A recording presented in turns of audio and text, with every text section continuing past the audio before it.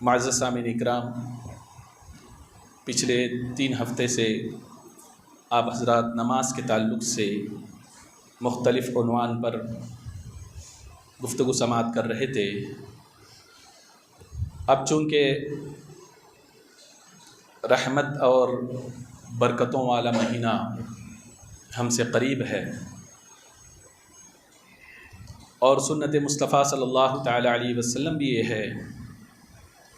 کہ ماہ رمضان المبارک سے قبل حضور اکرم صلی اللہ تعالی علیہ وسلم لوگوں کو اس کے فضائل بیان کیا کرتے تھے اور اس کی طرف آپ رغبت دلایا کرتے تھے۔ تو میں نے مناسب یہی سمجھا کہ کیوں نہ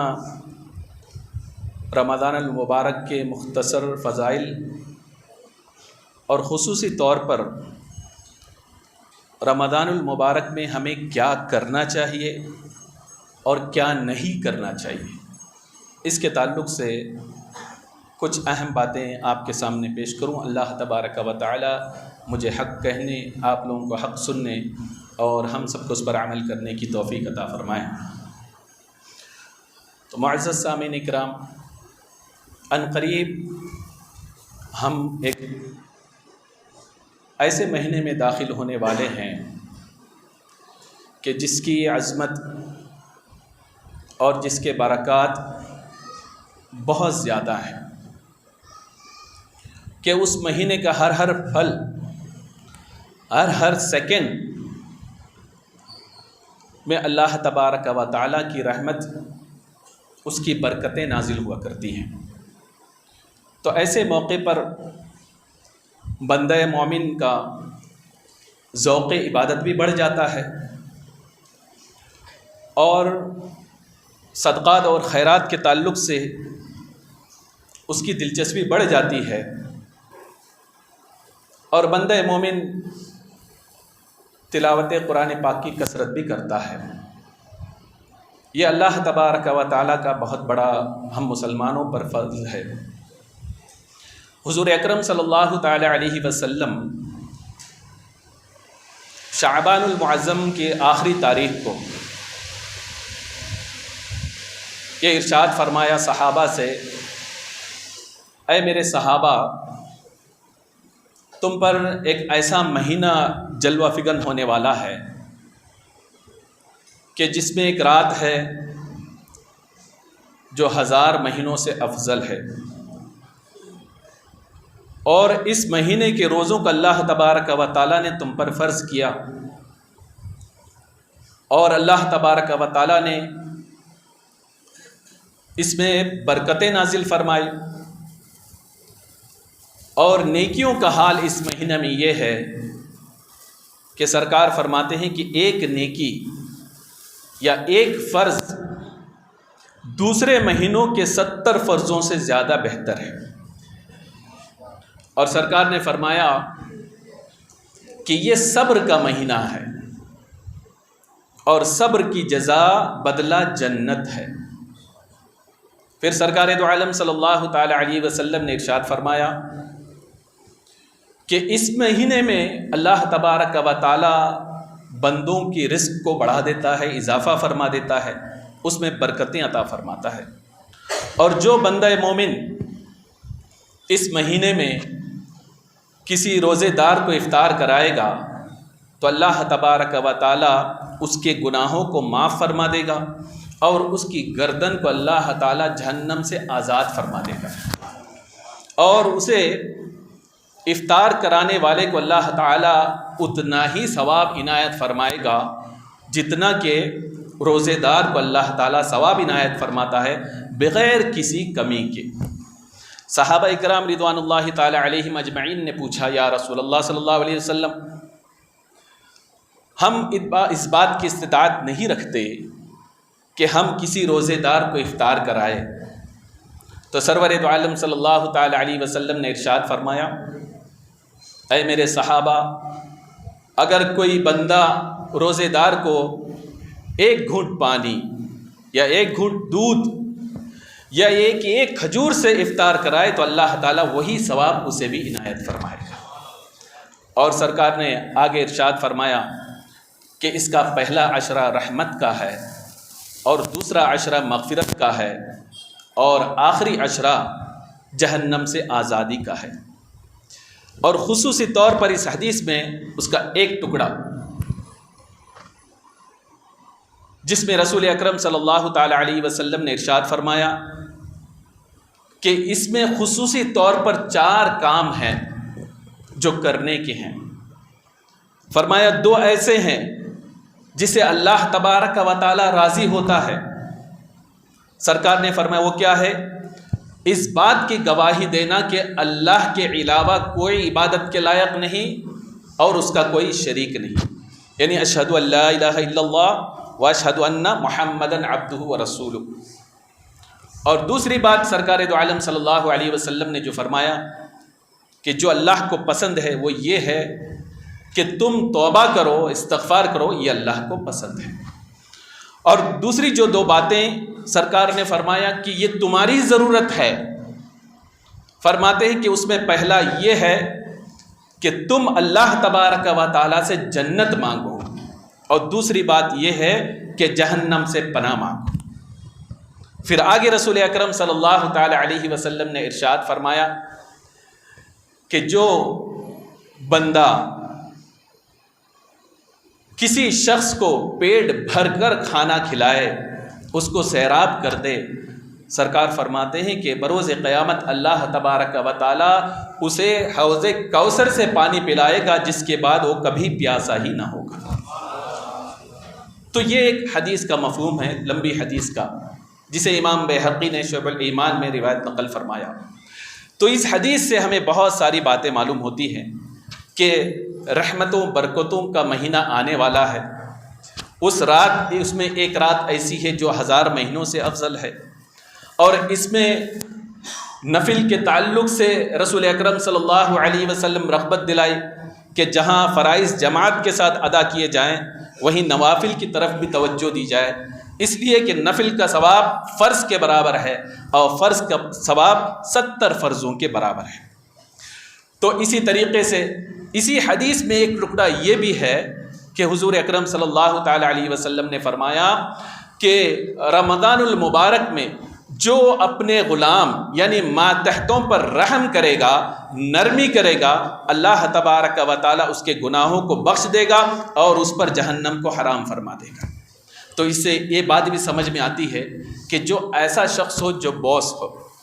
جس کے نگرانی میں کئی لوگ کام کرتے ہوں، تو اسے چاہیے کہ جو روزے دار ہو اس سے نرمی کرے رمضان کی حالت میں، روزے کی حالت میں، اور اس سے زیادہ کام نہ لے، اس لیے کہ جو اس پر نرمی کرے گا سرور دو عالم صلی اللہ علیہ وسلم نے اسے جنت کی خوشخبری عطا فرمائی۔ اور اس میں ایک بات یہ بھی سرکار دو عالم صلی اللہ علیہ وسلم نے ارشاد فرمایا کہ آدمی کوشش کرے کہ دوسروں کو جو ہے افطاری کرائے، اور دوسروں کو جو غربا ہیں پیٹ بھر کر انہوں نے کھانا کھلانے کی کوشش کریں۔ اللہ تعالیٰ ہم سب کو توفیق عطا فرمائے۔ اور امام بیہقی نے اور ایک حدیث نقل فرمائی، حضور اکرم صلی اللہ تعالی علیہ وسلم نے ارشاد فرمایا کہ میری امت کو رمضان المبارک میں خصوصی طور پر 5 خصوصیتیں عطا کی ہیں۔ 5 خصوصیتیں، ان میں سے پہلا یہ ہے کہ جب رمضان المبارک کی پہلی رات آتی ہے تو اللہ تبارک و تعالی بندوں پر خصوصی نظر رحمت فرماتا ہے۔ آپ کو حیرت ہوگی کہ سرکار نے اس کی تشریح بھی فرما دی کہ اللہ کی خصوصی رحمت ہوگی تو اس بندے کی کیفیت کیا ہوگی، اسے کیا صلہ ملے گا۔ تو سرکار دو عالم صلی اللہ علیہ وسلم ارشاد فرماتے ہیں کہ جس بندے پر اللہ کی خصوصی رحمت نازل ہو، خصوصی نظر کرم ہو، تو اللہ تبارک و تعالیٰ اسے کبھی جہنم میں داخل نہیں فرمائے گا۔ تو پہلی رات کی کیفیت یہ ہے کہ اس پر خصوصی رحمت ہوتی ہے، اور وہ کبھی جس پر خصوصی رحمت ہو وہ کبھی جہنم میں داخل نہیں ہوگا۔ تو آپ خود سوچیں کہ ایک کوئی بڑا آدمی ہو وہ کسی جو ہے بادشاہ ہو اس کی کسی پر نظر کرم ہو تو شخص مالا مال ہو جاتا ہے۔ یہ تو خالق کائنات ہے، رب کائنات ہے، سارے خزانوں کی کنجیاں اس کے قبضے قدرت میں ہیں، وہی اس کا تخلیق کرنے والا ہے۔ وہ جس پر نظر کرم فرمائے تو اس کی کیفیت اور عالم کیا ہوگا۔ اور پھر اس کے آگے رسول اکرم صلی اللہ تعالی علیہ وسلم نے ارشاد فرمایا کہ دوسری خصوصیت یہ عطا کی کہ بندہ جب روزے دار ہوتا ہے اس کے منہ سے بو آتی ہے، تو سرکار نے فرمایا کہ وہ رب کے نزدیک کستوری سے زیادہ بہتر ہے، اس سے زیادہ خوشبودار ہے۔ یعنی اس کی بھی ایک اہمیت بتائی۔ عمومی طور پر آپ دیکھیں کہ عام طور پر ایک بندے کے منہ سے بو آئے دوسرا بندہ اس کو برداشت نہیں کرتا، لیکن روزے دار ہو، نہ کھانے کی وجہ سے جو ہے اس کے منہ پیٹ کی وجہ سے اس کے منہ میں بو پیدا ہو، تو اللہ کے رسول صلی اللہ علیہ وسلم نے فرمایا اس کی بھی ویلیو ہے، اس قدر ہے کہ وہ مشک سے زیادہ رب کے نزدیک بہتر ہے۔ اور تیسری بات رسول اکرم صلی اللہ علیہ وسلم نے ارشاد فرمایا کہ وہ یہ ہے کہ اللہ کے ملائکہ فرشتے رات و دن روزے داروں کے لیے مغفرت کی دعائیں کرتے رہتے ہیں۔ اور چوتھی خصوصیت رسول اکرم صلی اللہ علیہ وسلم نے ارشاد فرمایا جو بندہ مومن روزہ رکھتا ہے اللہ تعالیٰ جنت کو حکم دیتا ہے کہ ان بندوں کے لیے صبر جاؤ۔ اور پانچویں خصوصیت رسول اکرم صلی اللہ علیہ وسلم نے ارشاد فرمایا کہ اللہ تبارک و تعالی رمضان کے آخری رات میں اپنے سارے مومن بندوں کی مغفرت فرماتا ہے۔ یہ 5 خصوصیتیں رسول اکرم صلی اللہ تعالی علیہ وسلم نے ارشاد فرمائے۔ اور اس کے علاوہ امام بیہقی نے اور بھی روایت نقل فرمائی۔ ایک روایت میں یہاں تک آتا ہے کہ سرکار دو عالم صلی اللہ علیہ وسلم نے ارشاد فرمایا کہ 3 بندے ایسے ہیں جن کی دعا اللہ تعالیٰ رد نہیں فرماتا، یعنی قبول فرماتا ہے۔ اور پہلا وہ شخص ہے الصائم حین یفطر، وہ روزے دار جب افطاری کے وقت دعا کرتا ہے تو اللہ تعالیٰ اس کی دعا کو ضرور قبول فرماتا ہے۔ اور دوسرا وہ شخص جو امام عادل ہے، یعنی انصاف ور بادشاہ، مومن بادشاہ، اللہ تعالیٰ اس کی دعا کو رد نہیں فرماتا۔ اور تیسرا جو شخص ہے دعوت المظلوم، جو مظلوم شخص ہو، جس پر ظلم ڈھایا گیا ہو، وہ شخص اور یا پریشان حال ہو، ایسے شخص کی دعا اللہ تبارک و تعالی رد نہیں فرماتا۔ تو اب آپ خود سوچیں، رمضان المبارک میں آپ روزہ رکھیں تو آپ کے ثواب جو ریورڈز اللہ تبارک و تعالی عطا فرماتا ہے، کیا اس کو آپ کاؤنٹ کر سکتے ہیں؟ ہرگز کاؤنٹ نہیں کر سکتے۔ جب آپ خود سوچیں کہ بندے کی دعا کب قبول ہوتی ہے، ایک گنہگار بندہ ہو کوئی نہیں کہتا کہ اس کی دعا قبول ہوگی، لیکن جب پرہیزگار ہو، متقی ہو، کسی سے بھی پوچھا جائے، یقیناً 4 لوگ گواہی دے کہ پرہیزگار متقی ہے، 10 لوگ اس کے قریب دعا کے لیے دوڑتے ہوئے نظر آتے ہیں تاکہ اس سے دعا کرائیں، اور اللہ تعالیٰ اس کی دعا کو ضرور قبول فرمائے گا۔ لیکن یہاں تو ہر صائم کے لیے یہ ہے کہ، اور ایک حدیث میں آتا ہے کہ جو روزے دار ہو اللہ تبارک و تعالیٰ دنوں رات میں ایک ساتھ، یعنی ایک دعا اس کی ایسی ضرور قبول فرماتا ہے جو رب سے وہ دعا کرے۔ یعنی ایک دعا تو ہے، لیکن اس روایت میں یہاں ہے جب وہ افطار کرے گا اللہ سے دعا کرے گا، اللہ تعالیٰ اس کی دعا کو رد نہیں فرمائے گا۔ تو بہترین موقع ہے دعا کو قبول کرانے کا، اور اس طریقے سے بے شمار فضیلتیں رمضان المبارک کی آپ سنتے رہتے ہیں، یہاں تک اس کی اہمیت اور عظمت کا اندازہ آپ اس سے لگائیں کہ امام ابن خزیمہ نے اس روایت کو نقل فرمایا کہ بندے کو اگر پتہ چل جائے رمضان المبارک میں کیا ہے،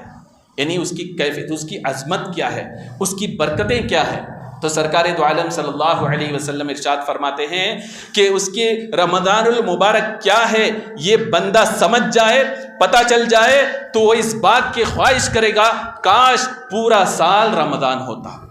پورا سال رمضان ہوتا۔ اور دوسری حدیث ابن ماجہ کی حدیث میں ہے، رسول اکرم صلی اللہ علیہ وسلم نے ارشاد فرمایا جو بغیر کسی شرعی عذر کے ایک روزہ ترک کرتا ہے اور پھر اس کے بعد اپنی پوری زندگی وہ روزہ رکھے تو وہ رمضان المبارک کی ایک روزے کی فضیلت کو پہنچ نہیں سکتا۔ اب آپ خود سوچیں کہ ایک روزے کا اندازہ کہ پوری زندگی اگر روزہ رکھے ہو اس کے بدلے میں، تب بھی جو ہے اس کی عظمت کو نہیں پہنچ سکتا اور وہ ثواب وہ حاصل نہیں کر سکتا، اور آدمی اس کی عظمت کو جان لے تو یہ چاہے کہ زندگی بھر روزہ ہی روزہ ہو اور ہم روزہ ہی رکھتے رہیں۔ تو یقیناً یہ ساری فضیلتیں تھیں، بندہ مومن کو اس کی طرف رغبت کرنی چاہیے۔ لیکن اہم بات یہ ہے یہ ساری فضیلتیں آپ کو کب حاصل ہوگی؟ آدمی روزہ رکھتا رہے اور بد عملی بھی کرتا رہے، اللہ نہ کرے، اللہ بچائے، آدمی روزہ رکھتا رہے، جھوٹ بھی بولتا رہے، آدمی روزہ رکھتا رہے اور بدکاری بھی کرتا رہے، سارے بدعمالیاں بھی کرتا رہے اور روزہ بھی رکھتا رہے، تو اب آپ خود سوچیں کیا یہ ساری فضیلتیں اس کے لیے حاصل ہوں گی؟ ایسی شخص کی دعائیں قبول ہوں گی؟ ایسی شخص کی کیا مغفرت ہوگی؟ کیا اسے جنت عطا ہوگی؟ ایسا نہیں، بلکہ روزے کے تعلق سے رسول اکرم صلی اللہ علیہ وسلم کہ آپ جو ہے احادیث کا جائزہ لیں تو رسول اکرم صلی اللہ علیہ وسلم نے بعض چیزیں بتائیں کہ اس کو کیا جائے، اور بعض چیزوں سے آپ نے منع فرمایا کہ اس کو نہ کیا جائے، کہ اب جو ہے کون سی چیز ایسی ہے جس کو نہ کیا جائے، جو سرکار دو عالم صلی اللہ علیہ وسلم نے ہمیں بتایا تاکہ ہم اپنے روزے کی حفاظت کر سکیں، روزے کی حفاظت کر سکیں۔ ان میں کیا ہے؟ حضور اکرم صلی اللہ علیہ وسلم نے ارشاد فرمایا کہ الصیام جنت، الصوم جنت، روزہ ڈھال ہے، یعنی ڈھال ہوتا ہے، آدمی کوئی حملہ کرے تو اپنے آپ کو پروٹیکٹ کرنے کے لیے وہ چیز ہوتی ہے تاکہ حملے سے وہ بچے، تو روزے کو سرکار دو عالم صلی اللہ علیہ وسلم نے ڈھال فرمایا۔ صحابہ نے پوچھا یا رسول اللہ صلی اللہ علیہ، سرکار نے فرمایا جب تک کہ وہ خود سے اس کو نہ پھاڑ دے۔ سرکار دو عالم صلی اللہ علیہ وسلم سے صحابہ نے پوچھا یا رسول اللہ صلی اللہ علیہ وسلم خود سے وہ کیسے پھاڑے گا؟ تو سرکار دو عالم صلی اللہ علیہ وسلم نے ارشاد فرمایا جھوٹ اور غیبت کے ذریعے۔ تو بات کیا سمجھ میں آئی؟ روزہ اس وقت تک محفوظ رہتا ہے جب تک کہ آدمی جھوٹ اور غیبت سے نہ بچے۔ اگر وہ جھوٹ بولتا ہے روزہ رکھنے کے باوجود، غیبت کرتا ہے، گویا کہ وہ اپنے روزے کو نقصان پہنچاتا ہے۔ ایک حدیث میں رسول اکرم صلی اللہ علیہ وسلم نے ارشاد فرمایا کہ جو بندہ جھوٹ سے نہ بچے اور برائی سے نہ بچے، ایسے روزے کی اللہ تبارک و تعالیٰ کو کوئی پرواہ نہیں۔ یعنی بندہ روزہ بھی رکھتا ہے اور ان چیزوں سے جو ہے باز بھی نہیں رہتا ہے تو اللہ تعالیٰ کو ایسے روزوں کی کوئی ضرورت نہیں ہے۔ اور ایک حدیث میں رسول اکرم صلی اللہ علیہ وسلم نے ارشاد فرمایا بہت سارے روزے دار ایسے ہیں جنہیں بھوک اور پیاس کے علاوہ کچھ نہیں ملتا۔ اس حدیث پہ آپ غور کریں،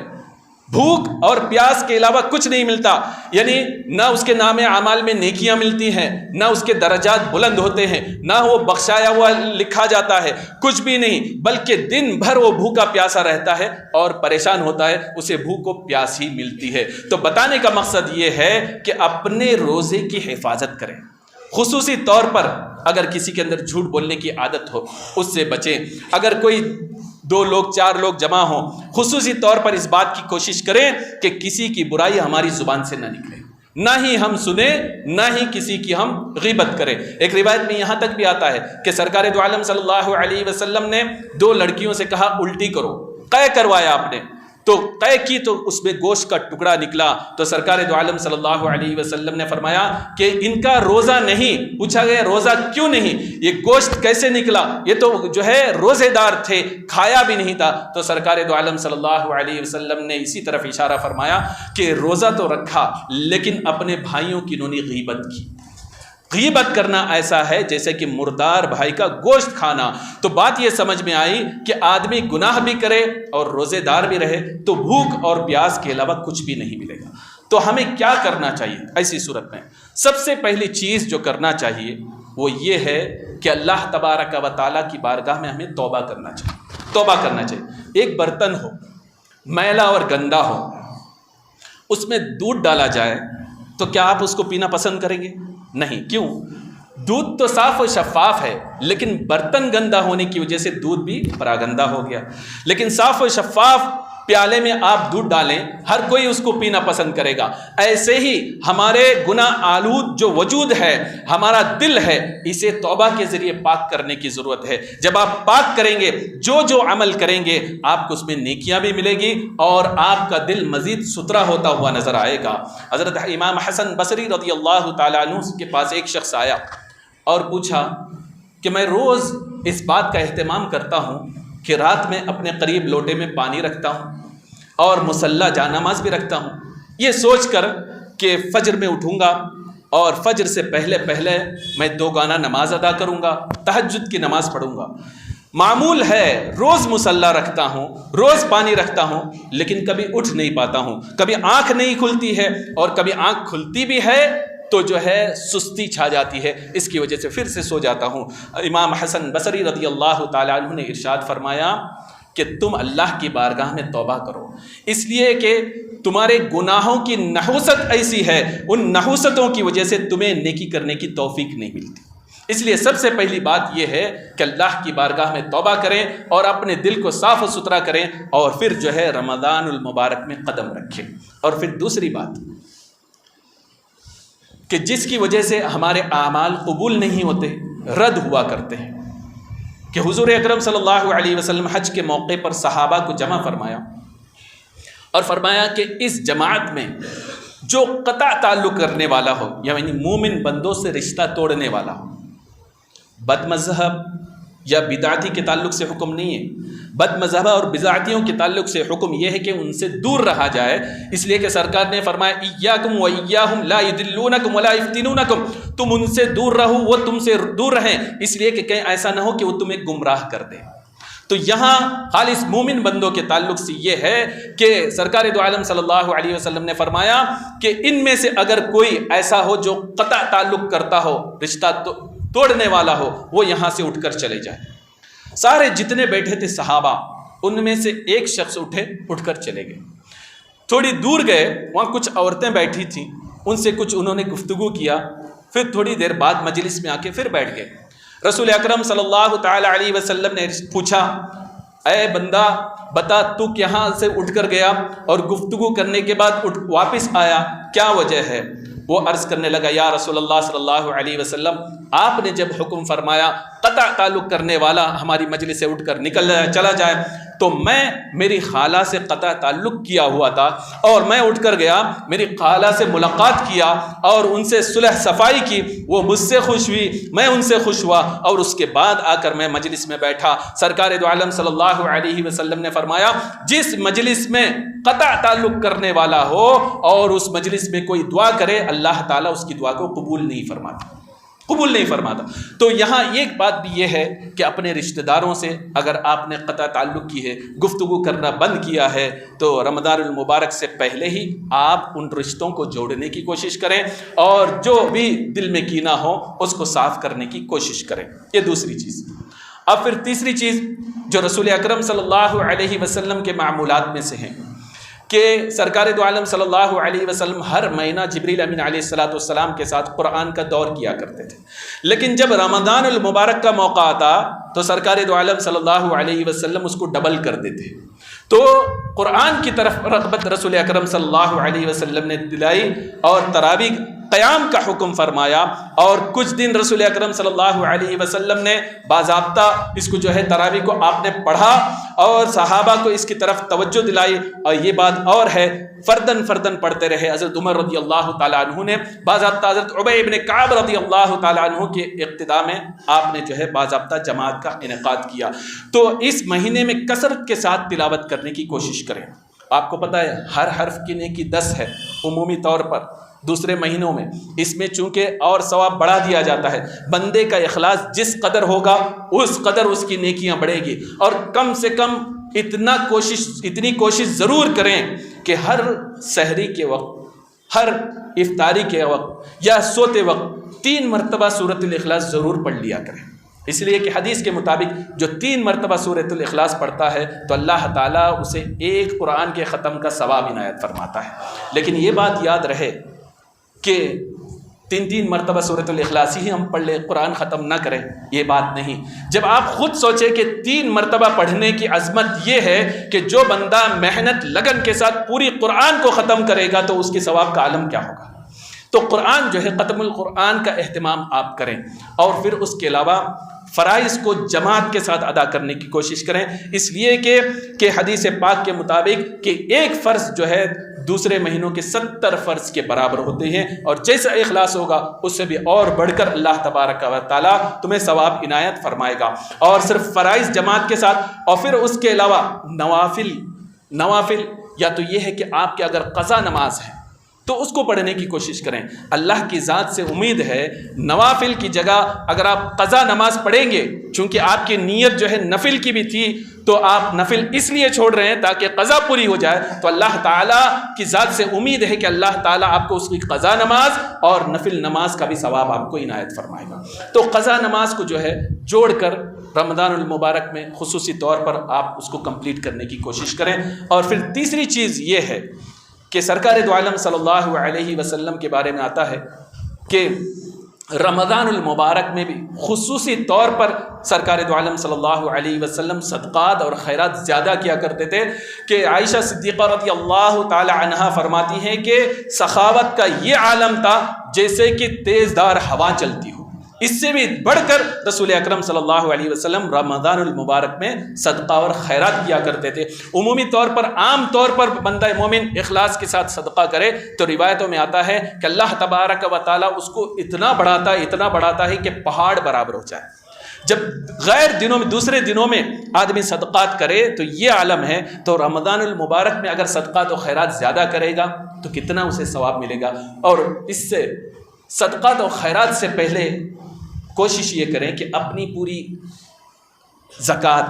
صحیح ڈھنگ سے ادا کریں، اس لیے کہ مال و دولت کی حفاظت جو ہے یہ اسی پہ ڈیپینڈ ہے۔ اگر آپ زکوٰۃ صحیح ڈھنگ سے ادا نہ کریں، دوسرے صدقات دیتے جائیں، تو اس مال کی حفاظت کی گارنٹی نہیں ہے۔ جہاں صحیح ڈھنگ سے زکوٰۃ نکالی جائے، سرکار نے فرمایا وہ جلنے سے، تباہ ہونے سے وہ مال محفوظ ہو جاتا ہے۔ تو زکوٰۃ ادا کیا کریں۔ اور صدقات کے لیے ایک صورت یہ بھی ہے کہ روزانہ آدمی بھول جاتا ہے کبھی کہ صدقات کس کو دیں، تو اس کی صورت یہ بھی ہے کہ اپنے ایریے میں یہ معلوم کریں کہ کون محتاج ہے، ضرورت مند ہے، تو 1 مہینے کا راشن آپ ایک ساتھ لے جا کے دیں۔ اس کا کتنا ہوگا؟ زیادہ سے زیادہ آپ کو 4 لوگوں کے کھانے کے لیے 2000 یا 2500 روپے کے اندر پورا 4 لوگوں کا پورا جو ہے راشن ایک ساتھ آپ جمع کر سکتے ہیں۔ اگر آپ رمضان المبارک میں ایک دن ہی سارا راشن ان کے لیے جمع کرتے ہیں تو کیا اس سے فائدہ ہوگا؟ کہ فائدہ یہ ہوگا ہر روز اگر وہ سحری کریں گے تو آپ کے دانے سے کریں گے، ہر روز اگر وہ افطاری کریں گے آپ کے دیے ہوئے اس رزق سے کریں گے، تو روز آپ کو افطاری کا بھی ثواب ملے گا، اور روزے دار کو افطار کرانے کا بھی ثواب ہے، اور سحری جو ہے کھلانے کا یہ بھی ثواب ملے گا۔ ایسی کوشش کریں، ضرورت مندوں کو ڈھونڈیں اور ڈھونڈ کر ان تک جو ہے ایک کٹ کی شکل میں پورے رمضان کا راشن پہنچانے کی کوشش کریں۔ خصوصاً زکوٰۃ کے جو مستحق ہیں اس کو بھی جانچیں اور زکوٰۃ اس تک پہنچانے کی کوشش کریں۔ اور یہ چیزیں آپ کریں۔ پہلی چیز تو یہ ہے کہ توبہ کریں اور اپنے آپس میں صلح صفائی کریں۔ تیسری چیز یہ ہے کہ فرض کی ادائی جماعت کے ساتھ کریں، اور چوتھی چیز نوافل کی بھی کثرت کریں، اور پانچویں چیز قرآن پاک کی تلاوت کریں۔ اور جن چیزوں سے بچنا ہے ان میں خصوصی طور پر یہ ہے کہ جھوٹ سے بچیں، حرام کاری سے بچیں، غیبت سے بچیں۔ یہ چیزیں ایسی ہیں کہ آپ دن بھر روزہ رکھنے کے باوجود آپ صرف بھوکے پیاسے رہیں گے، اس کے علاوہ آپ کو ثواب نہیں ملے گا۔ تو اپنے جو ہے اس کو روزے کو بچانے کی آپ کوشش کیجیے۔ سب سے پہلے نیکی سے زیادہ سب سے بڑی چیز یہ ہے کہ ہم روزے کو بچائیں، اس کو پروٹیکٹ کریں، اور رمضان کا استقبال آپ اچھے طریقے سے کریں، خوشی سے کریں۔ ایک مہمان میں آپ سے پوچھنا چاہتا ہوں جو آپ سال بھر میں ایک مرتبہ آپ کے پاس آتا ہو اور اسے آپ محبت کرتے ہو، دلی طور پر آپ چاہتے بھی ہو، لیکن اس مہمان کی خصوصیت یہ ہے کہ جب وہ آتا ہے خالی ہاتھ آپ کو کر کے نہیں جاتا، بلکہ بہت ساری دولت سے آپ کو نواز کے جاتا ہے اور بہت ساری چیزیں آپ کو عطا کر کے جاتا ہے، اور آپ کے جو ہے مرتبے کو دوسروں کے سامنے بڑھا کے جاتا ہے۔ تو آپ خود سوچیں، ایسا مہمان صرف آ کے کھا کر ہی نہیں گیا، اس سے محبت بھی ہے اور جاتے جاتے بہت ساری دولت بھی آپ کو عطا کر کے گیا، تو آپ اس مہمان کے آنے کا کس قدر اہتمام کریں گے؟ گھر کی صفائی بھی کریں گے اور جو ہے اس کے کھانے پینے کی ہر چیز کا اہتمام بھی کریں گے، اس لیے کہ آنے والا صرف آ ہی نہیں رہا ہے بلکہ آ کے بہت ساری چیزیں ہمیں عطا کر کے جا رہا ہے۔ ایسی صورت میں بہت سارے اہتمام آپ کریں گے تو رمضان المبارک کا یہ مہمان سال میں ایک مرتبہ آپ کے پاس آتا ہے، اور آتا ہے تو ایسے ہی نہیں جاتا بلکہ آپ کے درجات کو بھی بلند کرتا ہے، آپ کی نیکیوں کو بھی بڑھا دیتا ہے، اور جہنم سے آزادی کا پروانہ بھی آپ کو دے دیتا ہے، اور جنت کا سرٹیفکیٹ بھی آپ کو دے دیتا ہے، اور بہت ساری خوشیاں لے کر آپ کے پاس آتا ہے۔ جب ایسا مہینہ آپ کے پاس آ رہا ہے جو آپ کو خالی ہاتھ نہیں چھوڑتا، تو اب آپ خود سوچیں اس مہینے کے کس قدر جو ہے ہم کو اہتمام کرنا چاہیے، استقبال کس قدر کرنا چاہیے. اور یہ بات بھی آپ سمجھ لیں کہ آپ کے پاس آپ اس سے محبت تو کرتے ہیں، وہ سال میں ایک مرتبہ تو آتا ہے، لیکن آپ کو پتا ہے وہ اس مہمان کو جھوٹ بولیں یہ پسند نہیں، اس مہمان کو ہم کسی کی غیبت کریں یہ پسند نہیں، اس مہمان کو ہم کسی کی برائی کریں یہ پسند نہیں. تو آپ خود سوچیں مہمان بہت کچھ دینے والا ہے کہ آپ اس کے سامنے کسی کی غیبت کریں گے، کہیں گے نہیں نقصان ہوگا ہمارا، جھوٹ بولیں گے نہیں بولیں گے اس لیے کہ ہمارا نقصان ہوگا. وہ دینے والا کچھ نہیں دے گا بلکہ ناراض ہو کر چلا جائے گا. ایسے ہی رمضان المبارک ہے کہ اگر آپ روزے کی حفاظت کرنا چاہتے ہیں تو آپ اس سے کچھ حاصل کرنا چاہتے ہیں، جھوٹ سے بچنا ہوگا، غیبت سے بچنا ہوگا، برائیوں سے اپنے آپ کو بچانا ہوگا. جب تک یہ چیز نہیں کریں گے آپ اس روزے سے فیضیاب نہیں ہو سکتے ہیں. جہاں نیکی کرنے کی بات ہے اس سے زیادہ اہم ضرورت اس بات کی ہے کہ ہم اپنے آپ کو گناہوں سے بچائیں اور خصوصی طور پر جو برائیاں میں نے بتائیں اس سے بچنے کی کوشش کریں. اللہ تبارک و تعالی ہم سب کو توفیق عطا فرمائے. استغفر اللہ ربی من کل ذنب واتوب الیہ، وآخر دعوانا ان الحمد للہ رب العالمین.